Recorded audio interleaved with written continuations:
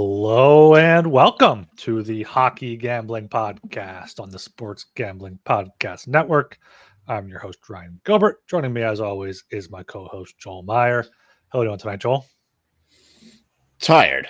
I'm pretty tired. I'm probably feeling a lot like Smelliot Freeman is feeling right now after a long week of breaking inside news and all that shit. Long week for me too. Just staying up too late, not sleeping enough. But thankfully, the week is over and we can get ready for the weekend. It's good times coming up. We got some golf, nice golf tournament. It's looking pretty close. And maybe we can actually have a guy whose name I actually know win the tournament. I think we've had like 8 guys more than 100-1 win this year already, which is pretty wild. Anyway, UFC huge card. That'll be fun. And of course, another big slate of hockey as we see a bunch of new faces on new teams. Yeah, it's hard to keep up sometimes, especially with all these more minor trades. You don't realize that this guy got moved. We'll try to keep you guys informed as we go through the games here. Touch on all the players that got moved for those teams. We got 13 games tomorrow, so 26 of the 32 teams are playing. We'll touch on more as we go along as well. But yeah, I'm doing good. I had a great night of betting last night. I think I went 3-0 lock dog total. I was up 8 units in total. Kings coming back was big. So yeah, I had a good night last night. Hopefully can keep it going here. Yeah, for sure. Nice win for the Canucks over the fraudulent Golden Knights. They're not making the playoffs. They're a stinky team. But yeah, we'll talk about them. I think they play. Who do they play tomorrow? I know they play the Kraken on Monday. They played Detroit. Oh, Detroit's on a back-to-back. That's no fun. They might win actually. Not making the. I think they're still going to make the playoffs. I don't know who can catch them. I'm being bitter, but I just think know they suck. Like, I don't know. Ever since Stone's gone out, they've been a terrible team. Even Eichel coming back last 2 games, not good. Anyway, we'll talk about this in a bit. Yeah, they play tomorrow, so we'll get into that. Make sure you are subscribed to the Hockey Given Podcast. Or listen to your podcast, Apple or Spotify or YouTube as well. Subscribe there, comment, like, all that good stuff. We appreciate all of that. You have any overarching thoughts on the deadline just for a few minutes here before we get into the games? You just want to hop into it? It's like every year, just a bunch of little sneaky shit gets done on the last day, whereas the big stuff is done beforehand. That's just the way it is nowadays. Although there was the big late bomb there with the Thomas Hurdle coming out of nowhere. I didn't see that one coming. I don't think anybody did, really. It was very under the radar. I thought the Jets did a great job, too, getting Toffoli for so cheap, and Colin Miller, nice veteran defenseman. So, yeah, the West is gearing up for war, and the East is kind of sleeping comparatively. I mean, Hurricanes did well, I guess.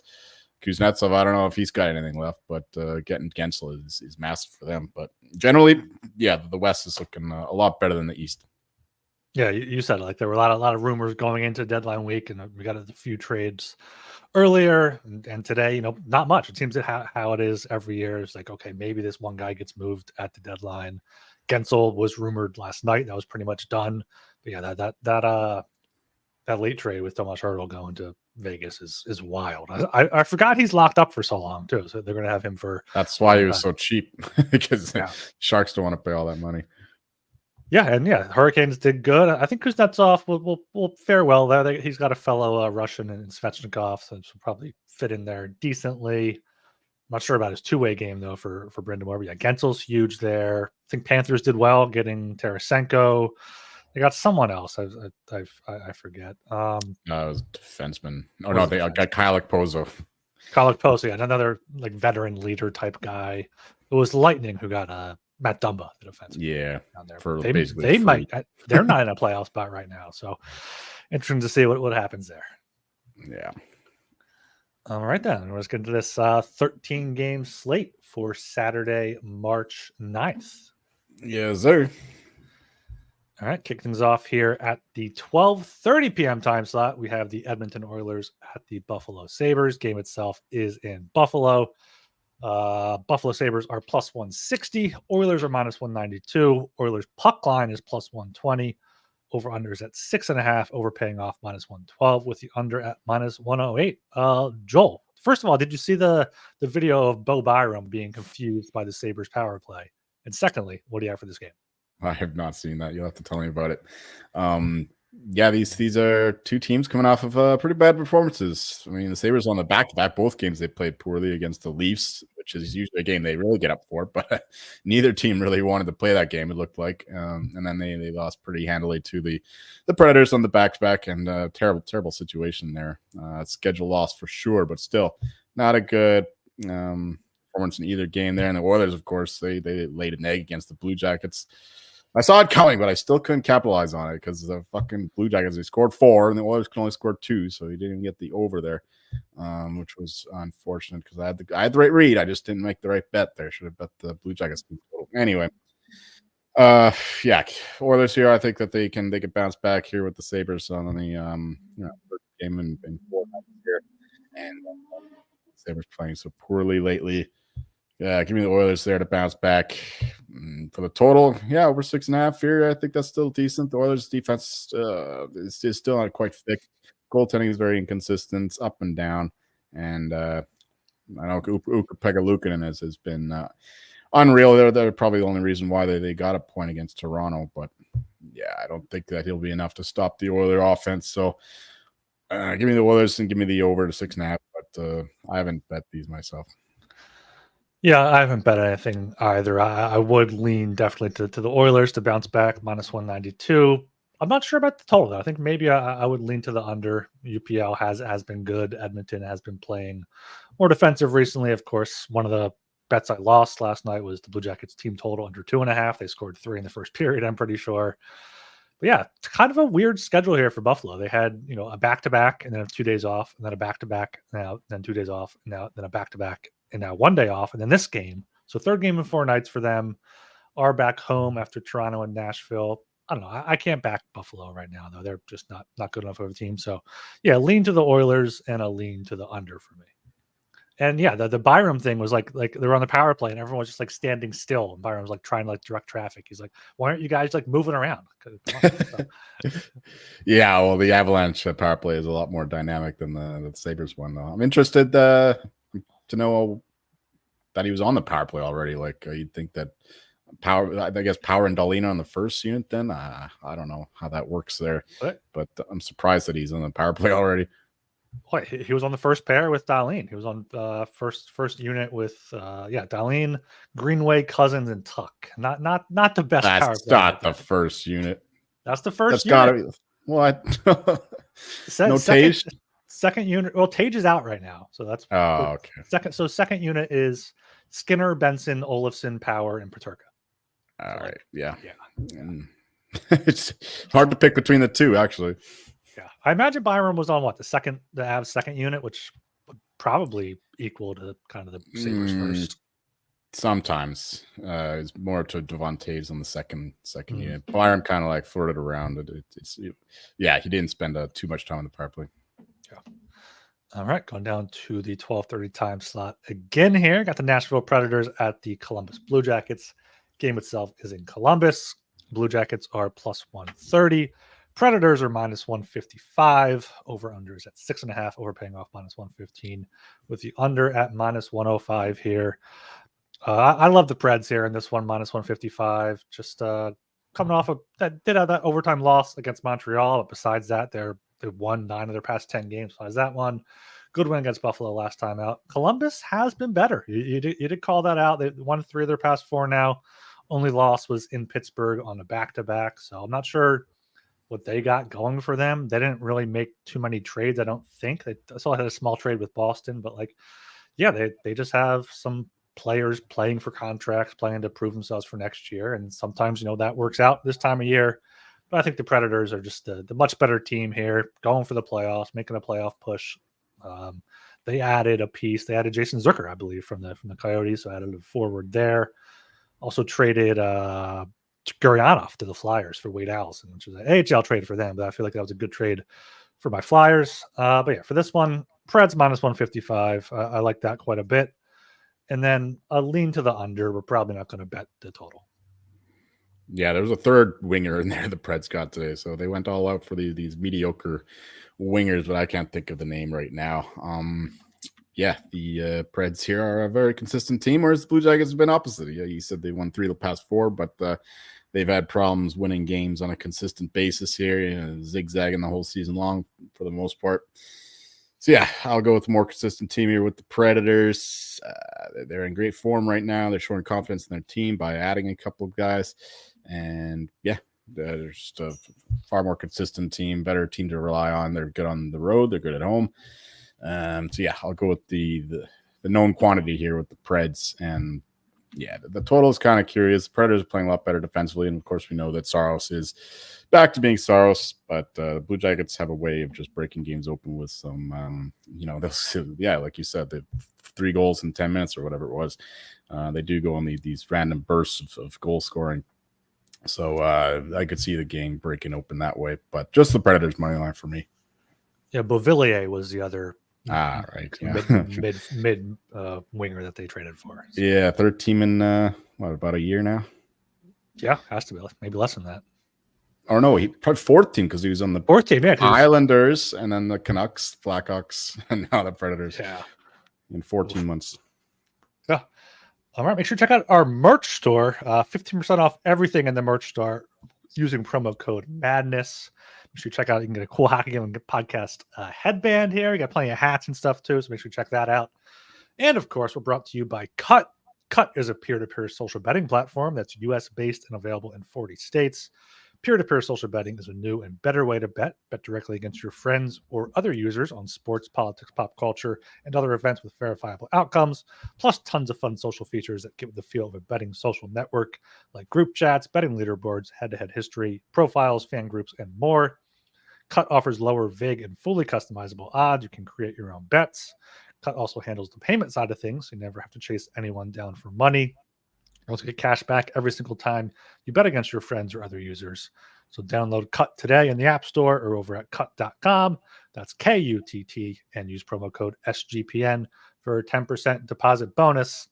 And Underdog Fantasy is the easiest place to play fantasy sports. It's also the fastest growing fantasy app in the industry. Pick whether your favorite players will have a higher or lower stat total in this week's game for a chance to win big. You can win up to 100 times your money in a single night. Pick between 2 and 5 players to build a pick'em entry, and sign up today with promo code HGP and get your first deposit doubled up to $100, as well as an instant pick'em special. Visit underdogfantasy.com or find them in the App Store, and don't forget to register with promo code HGP to get your first deposit doubled up to $100, as well as that instant pick'em special.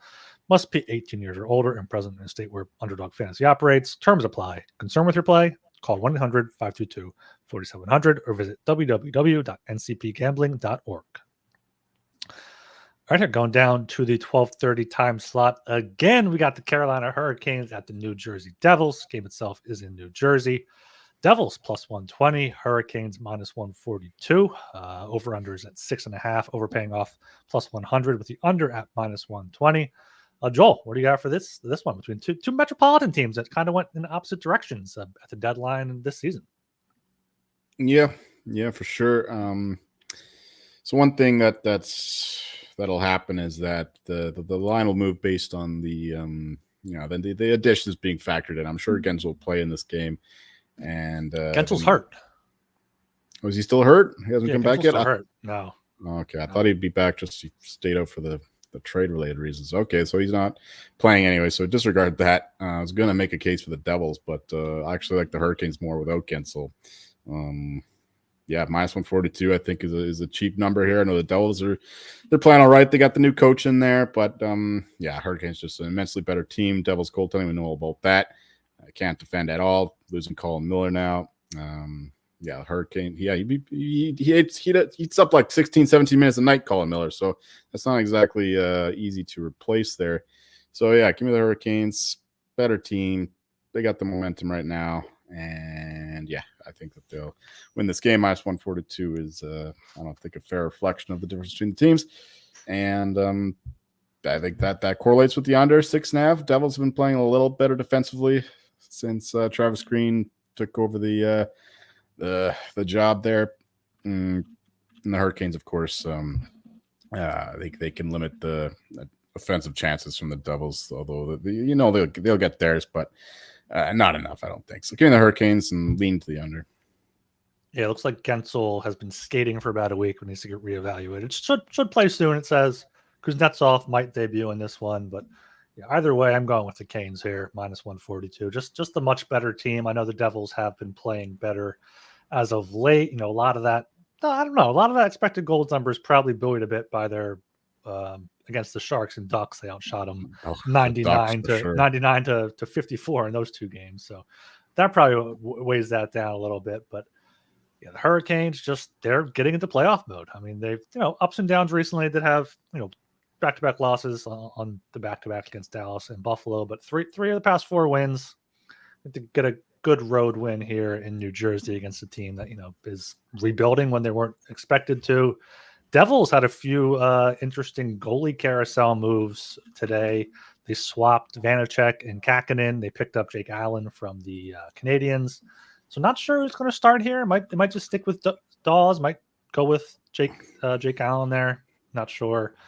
But for the Hurricanes, yeah, good to see Frederik Andersen back. I was surprised no one claimed Antiranta, especially the Flyers, but he's down in the AHL now with Kochetkov as their number 2. So yeah, love the Hurricanes here and love the Hurricanes long term. So hop on them for some futures here if you're not already. But yeah, for this one, minus 142 for Carolina. I like that Kakkonen acquisition for the Devils. That they're doubling down on their strategy of just going with these cheap goalies and hoping one of them pans out. Kakkonen had a long stretch this year where he was excellent even behind a terrible defense. So yeah, they're banking on that being sustainable. I like that move quite a bit. Vanacek clearly wasn't working out, and neither was Dawes or Schmid. Not yet, anyway. Schmid, I think they're both still around. So they got 4 goalies now. With Jake Allen coming in. Yeah, Jake Allen be a good solid backup, which is not something the Devils have had very often the last couple of years. So yeah, I do like that quite a bit. And yeah, I didn't really. Yeah, Gensel, for you mentioned the Hurricanes for the playoffs there. That is exactly what they need. I didn't think they'd do it because they don't typically historically go for the rentals, but apparently they did in Jake Gensel, and it makes a lot of sense. Why? Because he provides exactly what they've been missing in the last 4 or 5 runs, where they just don't get the goal when they really need it. And Gensel has been he always elevates his game in the playoffs. So good goal scoring threat, very intelligent player. That is a great move for the Hurricanes too, and I think they fleeced the Penguins too. It's incredible how poorly Dubas is coming out looking after that. Absolutely, yeah. Like we thought they wouldn't get Gensel because we didn't think they'd give a first-round pick for him, and they didn't give a first-round pick unless they make the Stanley Cup final. In which case, they'll be happily to give up the first-round pick for Gensel, who I imagine will be a big part of their offense when he is ready to play. So yeah, love that trade for the Hurricanes. Not quite sure what Kyle Dubas is doing there. We'll have to wait to see what Talon thinks. No, we don't. I think he's given up on him too. Like, I don't think he'd fence him as hard as he used to. Yeah, he got Michael Bunting back, so he got his guy. Oh yeah, that's right. He got his guy.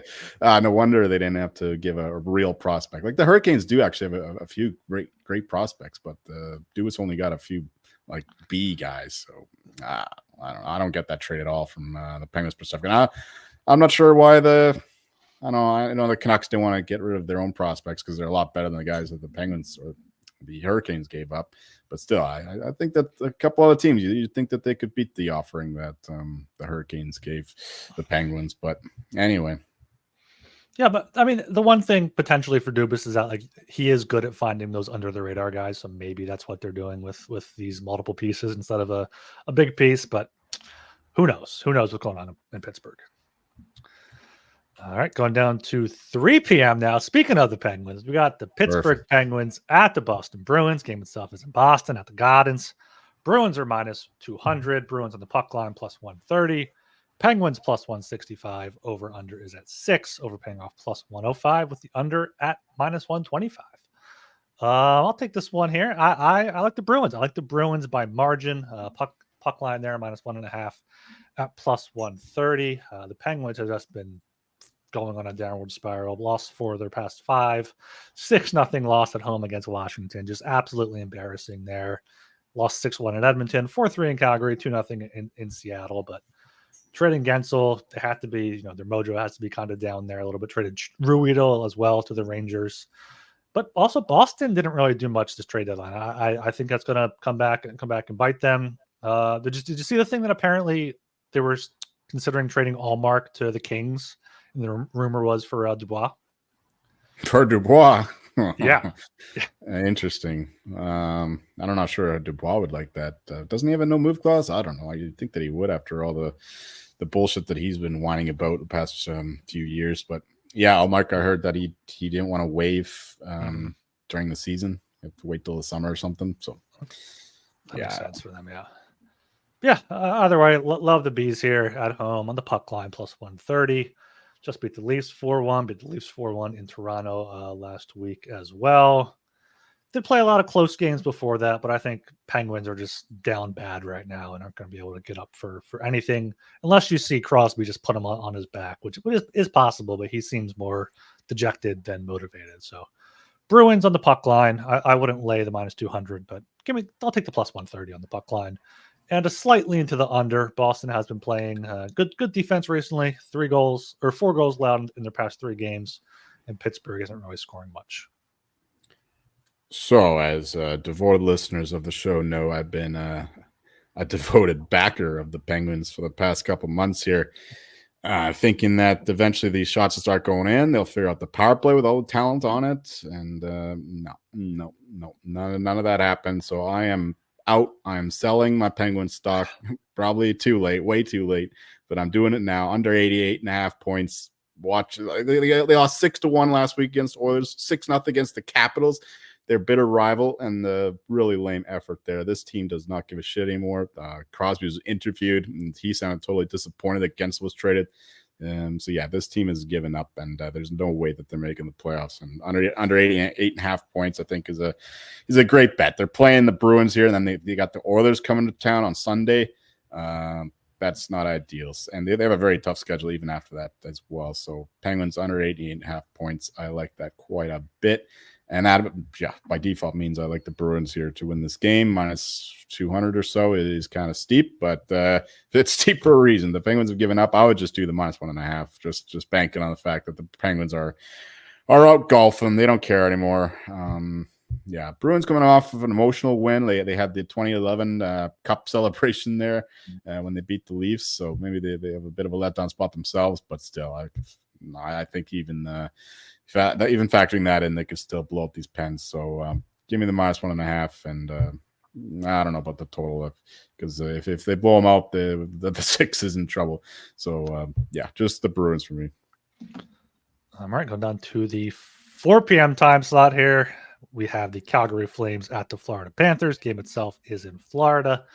Panthers are minus 220. Panthers on the puck line are plus 115. Flames are plus 180. Over-under is at 6. Overpaying off minus 112 with the under at minus 108 here. I feel like this is a game where I can't get too good of a read on either team right now. The Flames were selling. They've won 6 of their past 7, though, including down in Tampa Bay, 6-3. Florida, I don't know if the Flyers are just their kryptonite or what. Flyers have played 2 great games against them down in Florida, 2-2-1 wins. But besides that, they've been amazing since December. They've only lost, I think, 5 times in regulation, twice in overtime. So Panthers maybe as a parlay piece here at minus 218, but I don't know if I can trust them right now. Tarasenko looked good on the first line there. But yeah, the Panthers are good long term, but I don't know if I can trust them minus 220 against the Flames. I just mentioned I was selling my Penguin stock. Well, I'm buying some Flame stock. They have really tough weekend here going against the Panthers and the Hurricanes on the road. Their point total right now is sitting at around 86.5. I like that over. I think that's too depressed, given the fact that they traded away Hanifin and they've been missing Lindholm, Zadorov, and the rest for a while. Tanev, of course, but the blue line is actually still pretty solid if you're considering. I mean, they lost 3 top 4 guys, and still they got Rasmus Anderson there. Oliver Shillington's a player, and I think that they can hold it down there, especially with the young guys coming up. The Kadri line is still doing work, and Sharon Govich and Kuzmenko has finally he's really turned a corner there in Calgary. You could watch the team on the bench; they're all fired up. So I like the attitude of this team, and I'm also basing this off of the lesson I learned last year when I was fading the Predators. A big bet for them to miss the playoffs at -300. And they made me sweat that out. Even after selling all those guys, they had the young guys come up. They had that energy. I think we could see the same thing with the Flames here. They may not make the playoffs, but at least get to 86, 87 points. So I like the Flames here. I'm gonna bet after the weekend because it doesn't matter if they win these 2 games. They get an easy schedule going forward, and then they'll have those extra points in hand. Or if they lose them, then I'll just get a better number, and I'll bet them anyway. So I'm just gonna wait till after the weekend and then bet that point total over. So yeah, that being said, give me the Panthers here to win this game. Coming after the loss to the Flyers, of course. What was it, 20 seconds left or something like that? I was on the Flyers, but they couldn't even get the Panthers to the overtime, get that point. I won the bet. I was still pissed off about that. So that would have been perfect. You have both teams get the point at least. But anyway, Panthers here to rebound after that. Flames also off of an emotional victory against the Lightning there. They're a much better team in that one too. So I don't know what's going on with the Lightning. We'll get to them later on, I think. But yeah, Panthers for sure. Lean to the under 6, but we'll have to see who the goalie is because it could be Vladar or I don't know. I think it's still Vladar, right? Backing up Markstrom because they got the Hurricanes on Sunday. So we don't exactly know the goalie situation for the Flames. I don't want the under if it's Vladar, but that's the way I would look if it's Markstrom. Yep. All right. We are brought to you by Champs. Champs is hosting a free March Madness contest for a chance to win $100.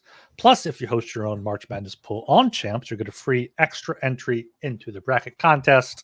Tiebreakers are determined by who enters first. To register, to make sure you register now so you don't miss out, head to sportsgamblingpodcast.com/champs.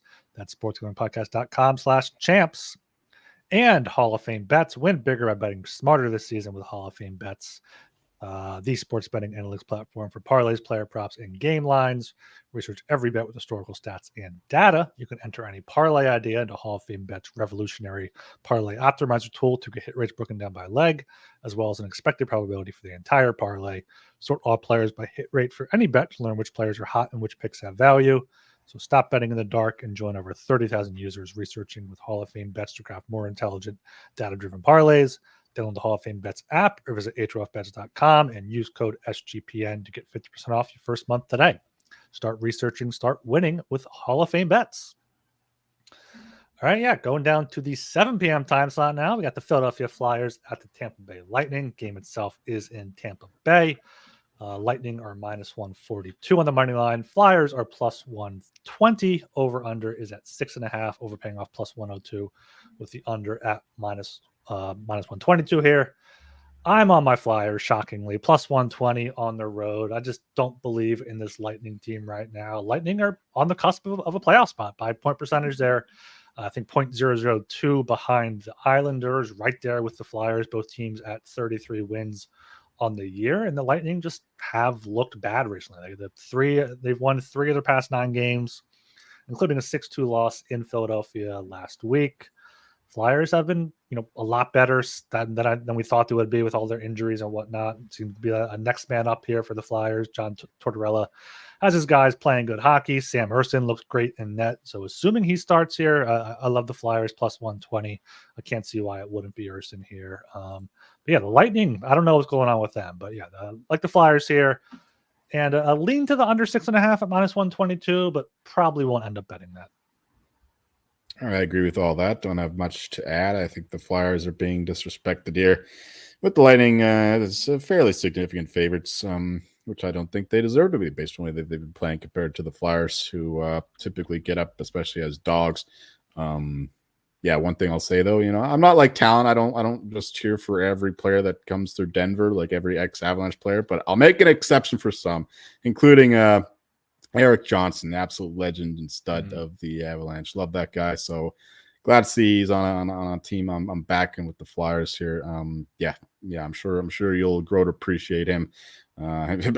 He's still around for another couple of years, right? The contract is what? No, he's a free agent after this year. Oh, he's just 1 year in Buffalo. Yeah, Yeah. Okay. Well, I guess maybe enjoy him for hopefully more than a month, and then make the playoffs at least. Because that guy's a beauty. Yeah, I forgot to touch on the Flyers deadline. I was overall happy with it. Walker for a first, we talked about that. That's good. Johnson for a fourth. They needed a right-handed guy, good veteran presence, good playoff experience there as well. And then they also got Dennis Gurianov, I mentioned at the top. I think he's a speedy guy. They gave up Wade Allison for. Allison fell out of favor. He's in the AHL, couldn't find his mojo. So, yeah, if you want more on the Flyers, I did record a Broad Street Hockey podcast today, but not going to go too in depth here. But I'm looking at the Lightning odds to miss the playoffs at plus 200. I have to do more digging into their schedule compared to the Islanders' schedule here, but that might be worth a look at plus 200 given how Vasilevsky looks. And the Red Wings too. They're losing 4 in a row. They could be in trouble. Yeah. Dylan Larkin's out, and it's all gone to shit. All right, going down to the 7 p.m. time slot. Again, we have the Toronto Maple Leafs at the Montreal Canadiens. Game itself is in Montreal. Canadiens are plus 170. Maple Leafs are minus 205. Over under is at 6.5. Over paying off minus 115 with the under at minus 105. Jolie, what do you got for this one? This play is formulaic. The Maple Leafs against a shitty divisional rival. You take the shitty divisional rival every time. I know the Montreal Canadiens are they're coming home after a really brutal stretch of games against some tough opponents, but they came out ahead, and a lot of them got some overtime points and whatnot. Unfortunately, fell flat against the Hurricanes, but last game of the road trip, you kind of expect that. That was a bad bet by me. I had the plus 1.5 and a little bit of Canadiens money line. That did not work out. Yeah, I think we're going to go with the Canadiens at home in Montreal. This crowd's going to be fired up. There's not too many Saturdays left for them to yell French slurs at the Maple Leafs. So yeah, give me the Habs here. Give me the over 6.5 as well. Maple Leafs defense is pretty pitiful. They lost Lagazin too. They thought they could sneak him through the waivers, but he got picked up. That's I don't know if Edmondson is even better than Lagazin. So it's a weird deadline by the Maple Leafs there. They need puck moving defensemen, not just big hulking bruisers who can't skate or pass. Anyway, give me the Canadiens and give me the over 6.5. Yeah, agree with their Canadiens plus 170. And the Maple Leafs are still sick. they got the flu running through the room. Every time we say that, though, we're like, okay, but against the Maple Leafs, they're sick, and they come out and just fucking. No, that was just the first time. The last 2 times this virus has gone around, it's been successful. Wow, the Sabres won. They won that one in overtime, but they were a shit then, so I'm not counting that. Yeah, third game in 4 nights here for Toronto, including at Boston last night. So tired from that game. Yeah, Montreal here at home is a tough spot off a long road trip. But I think plus 170 is worth a sprinkle. But I like the plus 1.5 at minus 130, even better. The Maple Leafs on the spread as a favorite are 13-34 this season. Canadiens as an underdog are 39-13. I know obviously they're a big underdog here, but in the only meeting so far this season, might have been the season opener. The Leafs won that one 6-5. I think they may have came back in that one as well with the Canadiens going up early. But yeah, Canadiens on the money line, Canadiens plus 1.5. If they go up early, maybe take a look at a Leafs, try to go for the hedge, go for the middle there, especially if you can get plus 1.5 around even money. For a total, I'm not going to really lean either way here. Not sure who's going to start for Montreal. I guess Montembeault, but Leafs, I guess Samsonov or Wall for them. But yeah, just the Canadiens here for me on both the money line and the puck line. All right, going down to 7 p.m. again here. We got the Chicago Blackhawks at the Washington Capitals. Game itself is in Washington. Capitals are minus 225. Capitals in the puck line are plus 110. Blackhawks are plus 185. Over under is at 5.5. Overpaying off minus 130 with the under at plus 110 here.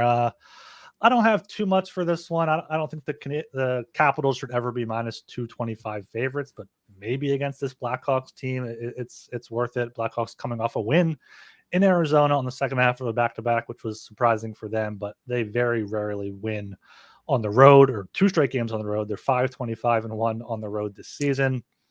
Washington's been up and down recently, alternating losses and wins in their past 6 games, which means they're due for a loss, but they're a decent home team. Blackhawks are horrible on the road, so maybe a Caps puck line at plus 110. See if they can win by margin. Their last 5 wins have all been by margin against Pittsburgh, Philly, Ottawa, Tampa, and the Devils. So I could see them doing that again here against the Blackhawks, who tend to lose pretty big. So yeah, give me the Caps on the puck line plus 110. Just talk myself into that there. Give me the team that has won 1 road game since November 9th, 2023. the Chicago Blackhawks plus 185. They've actually been fighting in these games. I know they don't have much talent, and now they lost Pavillier, but I don't care. Blackhawks, they're live in this one. Capitals, you said it to begin with, they shouldn't be more than $2 favorite, even against the worst team in the league. Yeah, I like the Blackhawks here quite a bit. They got their mojo going after a big win against the Coyotes. Finally got that road loss monkey off their back. And yeah, I like the under 5.5 as well. A little plus 110. I can see this like a 3-2 Blackhawks overtime win. Capitals struggle offensively. They've got some ridiculous shooting percentage lately. I think that'll start to regress. Maybe not against the shitty Blackhawks, but Mrazek has been good. So hopefully he can stop a few pucks from going in for once. Yeah, give me the Blackhawks. Give me the under 5.5. Both terrible offenses. So let's go with the low scoring, gritty, dumb, boring game. Yeah, this is going to be a dumb, boring game. So that's a good read there. Going down to 7 p.m. time slot again. We got another dumb, boring game. The Ottawa Senators at the San Jose Sharks. Game itself is in San Jose at the Shark Tank. Sharks are plus 170. Senators are minus 205. Over under at 6.5. Overpaying off minus 125 with the under at plus 105. Mr. Meyer, what do you have for this shit show? I don't think I've seen too many dumb, boring games from the Senators. And this won't be one of them. I'm going with the over 6.5 here, minus 125. The Sharks have been they've been not good defensively all year, but especially lately. Now they lose their best goaltender. They got Blackwood there instead. Yeah, give me the over 6.5. I think they can score a few themselves. They scored 5 or 6 on the Stars the other night. Yeah, I think the over 6.5 is absolutely the best play. But I also like the Senators to win this game because the Sharks look dead against the Isles, even though the Isles are coming across the country. Yeah, that was not a good spot for the Isles. You'd think that they'd be all tired. It'd be 1 o'clock in the morning, their body clock by the time that game finished. But anyway, give me the Senators on the puck line, minus 1.5, and over 6.5. Yeah, I'll join you there in the over 6.5, minus 125. Sharks have allowed 7 goals in back-to-back games. They've allowed 6 or more in 4 of their past 6, including to the Ducks, who aren't a very good offensive team. So yeah, that over 6.5, minus 125 looks pretty good. Maybe take some Senators team totals. I know they haven't been scoring too much, but they also haven't played a team like San Jose, who really has no defense, not much goaltending. I guess it'll be Blackwood in this one or Magnus Krona is apparently their starter now. He allowed 7 against the Islanders. So yeah, the over 6.5 here, minus 125. I do want to give the Sharks some kudos, though, for being able to get out from both their Hurdle contracts and the Carlson contract in the span of less than 12 months. I mean, those are 2 contracts that kind of were weighing them down a bit, especially Carlson. So, good for them to get rid of those. I think they just have Couture now after the next few years. So maybe they'll be able to turn it around. Oh, Nathan McKinnon just extended the home point streak. He's only got 8 or 9 home games left to match Gretzky's record. So that only took him 2 minutes to get an assist there. So Avs up 1-0 against the Wild. All right. Going down to the 7:30 p.m. time slot. We have the St. Louis Blues against the New York Rangers. Game itself is in New York.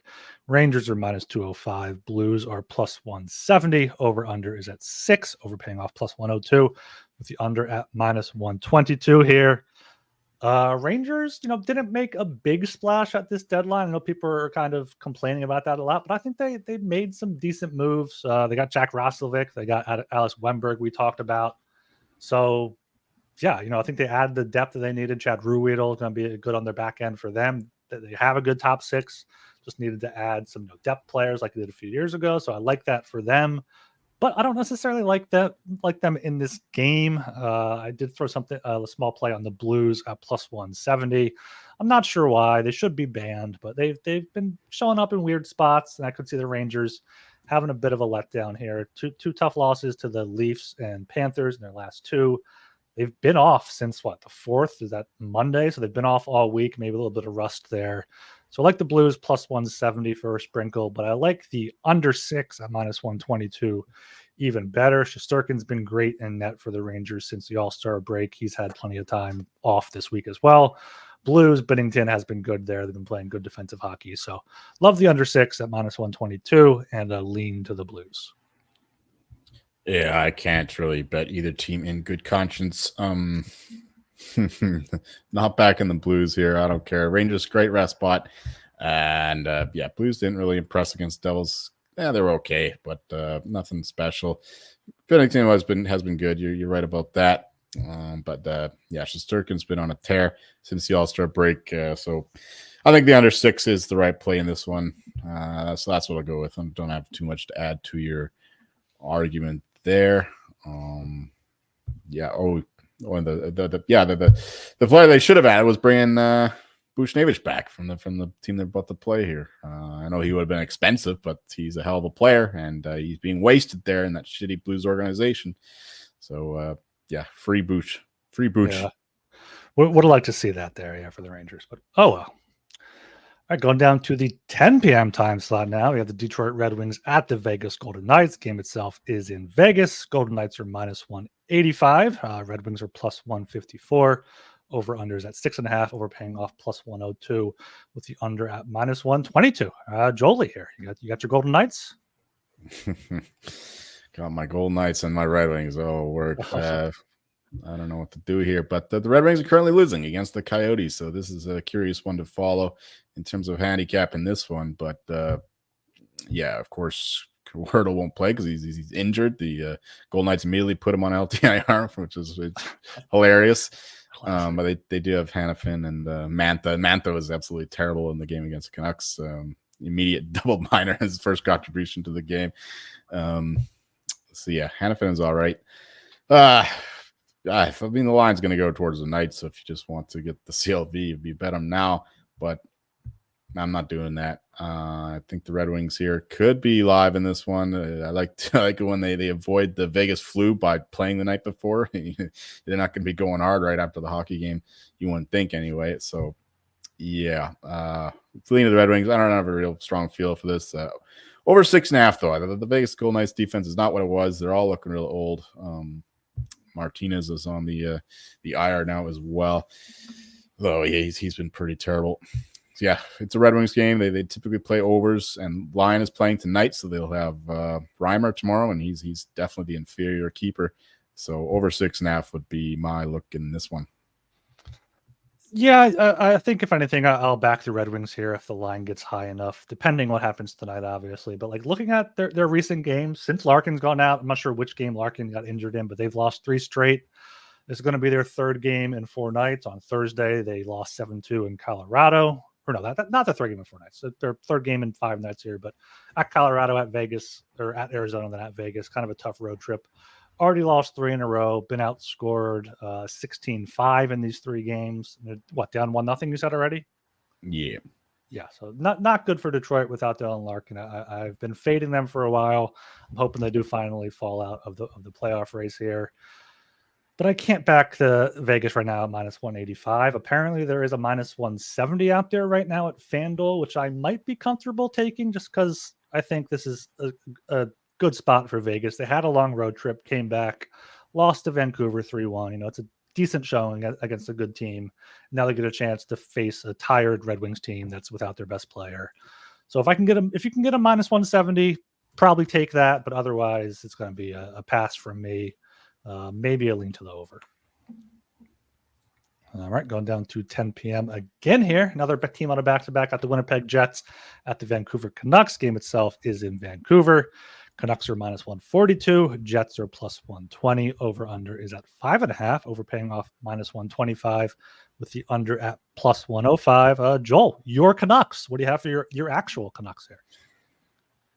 Yeah, it's Yeah, they're coming home after a week on the road. Just 3 games, though. A very impressive road trip, especially defensively. Still got to get the 5-5 offense going. That's still a problem, which is why the Canucks were looking for a winger there to pair with perhaps Hoglander and Pedersen to get that 5-5 offense going. But right now, they're leaning into their identity, which is defense right now, blocking shots, maintaining discipline, marking guys, all that good stuff. And that's exactly what the Jets do as well. So the under 5.5 here is my favorite look of this one. Although, yeah, it'll be held back for this one likely because Brossoit is in that Friday. Although I heard a rumor that Pellebuck is sick. So I don't even know about that. But I still think that the under is way to go. I mean, I don't want Brossoit playing both games, but yeah, I might actually wait because it's not going to get too much higher than under 5.5 at plus 105. I wouldn't think more expensive, I should say. So yeah, I'm going to bet the under when I know the goalie for the Jets. Yeah, and I lean to the Canucks here, minus 142 with the Jets on the back-to-back. Questions about the goaltending. I think you can bet the Canucks right now. Jets are, they're bringing in Tyler Toffoli and Colin Miller, 2 new guys. That's, it's not good to start with a few new players right away. You want to wait for them to settle in, and then you can learn stuff. Plus, you usually get that artificial line movement towards them, though probably not in this case, given the fact that the Jets are on the back-to-back. But yeah, I still lean to the Canucks, but favorite bet would be to the under if Hellebuck is confirmed. Yeah, I love the under here. If you're watching live, you can get under 6 at minus 120 at MGM currently. I would take that over this 5.5. But yeah, under 5.5 plus 105 is a good look as well. As long as it is Hellebuck, as Joel said, I think the Canucks have been good enough to keep this game under, allowed 1 goal in each of their past 3 games, so kind of starting to bear down there a little bit. Probably going to get Tocchet right back into the Jack Adams, have a stranglehold on that again once they turn this around. So that was a fun week or two where it looked like Tortorella might have a chance. But I do like or Maurice if the Panthers take off. But I do like the Canucks minus 142, but I did just look up that the Jets are a perfect 6-0 on the second half of back-to-back so far this season. I don't know if that's some stupid trend. I don't know if that's due for regression, but do keep that in mind. But yeah, either way, I think I like the Canucks here minus 142. Even if it is Hellebuck, the injury report has him as probable with an illness. So he is battling something, going to be a back-to-back. Give me Vancouver minus 142 as well as the under. All right, going down to the final game on the docket. We got the Dallas Stars at the Los Angeles Kings. Game itself is in Los Angeles. Kings are minus 125. Stars are at plus 105. Over-under is at 6.5. Over at plus 105 and under at minus 125. I'm taking the Stars here. Stars on the road as underdogs plus 105. This game is still a pick 'em at some books out there. So I like the Stars here. I know they haven't been playing great hockey recently too. Are you aware that Ottinger is starting tonight? I was not, so I am less confident in both that play as well as the under 6.5. So now knowing that, this would probably be a pass game for me. See how the Stars look tonight, maybe, but I still lean Dallas's way. Maybe wait and get a better number since it just is going to be Wedgwood. But I do still think the under 6.5 is in play at minus 125. Kings have been better defensively and in net. Both Talbot and Korpisalo have been decent there, as well as Big Save Dave, of course. Stars won the first meeting 5-1 in Dallas, 4-0 last year as well. So lean to the under, lean to the Stars, but don't love Wedgwood in that, obviously. Yeah, the secret is out with the Wedgwood overs because this over got bet up with that news that Ottinger is starting tonight, as well as a bit on the Kings, of course. But I'm still going that way. Give me the Kings, give me the Stars over. It's just it's turning into a system play here. There's Wedgwood just can't stop the puck very often. It makes the Stars themselves play differently. They're more offensive, knowing that they have the weaker goalie back there too. So I like the Kings to win the game, and I like the game to have 7+ goals. So that's where I'm looking here. Although we still have Kempe's out till late March now, which is unfortunate for him. That leaves a bit of a goal scoring presence there, but. Yeah, I know the Kings, they like to play defensively, but when teams push them like the Sens did the other night, that game had 7 goals. And so with a more offensive minded team like the Stars, I think they could do the same thing with the same kind of goaltending in net. I mean, Wedgwood is pretty comparable to Korpisalo, and so yeah, I like the Kings and I like the over. And I'll just say this now, but I want to talk about the Hart for a little bit. So with the latest poll, I was thinking, and this is actually a shout out to Archer for noticing this, that the McKinnon and Matthews guys who are polled, the guys who had either one of those guys first, are likely split. So if Matthews gets 7 goals, a big part of the McKinnon camp would go to the Matthews camp. If Matthews doesn't get 70 goals, a big part of the Matthews camp would go to the McKinnon camp. But the Kucherov camp, I think they're just the hardcore ones who just see, look, they're not doing shit without Kucherov. He's like contributing on literally half of their goals. And so he's clearly, like, by the definition of the word, the most valuable player. So they're not going to be swayed by one or the other. I mean, unless McKinnon just continues to tear it up and the Lightning struggle to make the playoffs and Kucherov doesn't maintain the same form.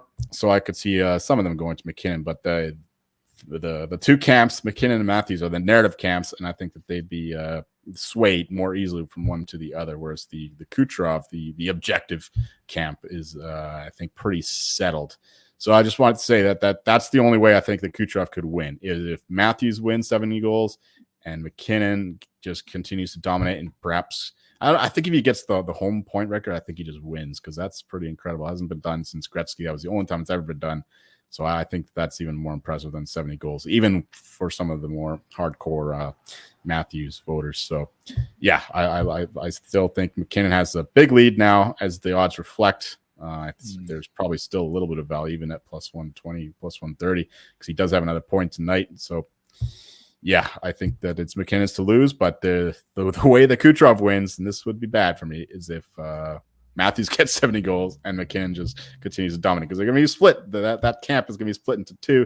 Then the objective camp just wins by voting Kucherov. But I don't think that's too likely, especially with Matthews looking as bad as he was the last couple of games. I think he's sick. So hopefully he's doesn't score again on Montreal, against Montreal. So yeah, that's the update on the Hart Trophy race, which is going to be very fascinating for the rest of the season. Yeah, that was a good point by Archer that he brought up, and I'm glad you brought it up here, because and it's good to see McKinnon back as the rightful favorite, plus 130. Matthews as high as plus 250. Kucherov 4-1. But yeah, if McKinnon like leads the league in points, Kucherov carries the Lightning to the playoffs, and Matthews gets 70, it's going to be interesting.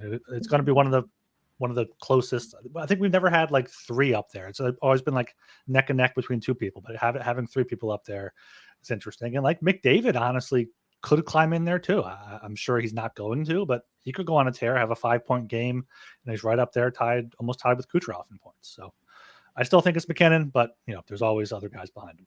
Yeah, and it's like 3 different kinds of candidates too. It's like we have the legitimate MVP, the guy who's contributing the most to his team, and then there's the guy with the flashy goals record. Like it's binary. Like, does he get 70 goals? We're voting for him. If he doesn't, we're not. Like, it's kind of stupid. But anyway, there's that, and then there's McKinnon, who's just he's got the narrative behind him. People recognize him as like the second best player in the league, but he's never won a Hart. But he's clearly the best player in the league this season in terms of like pure talent.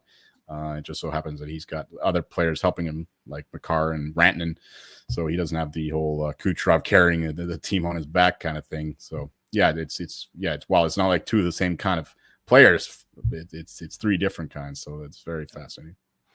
Yeah, it'll be interesting to see here, and it's still possible where you can get in, find some value on these markets now with the changing odds and changing narratives as over the final month of the year.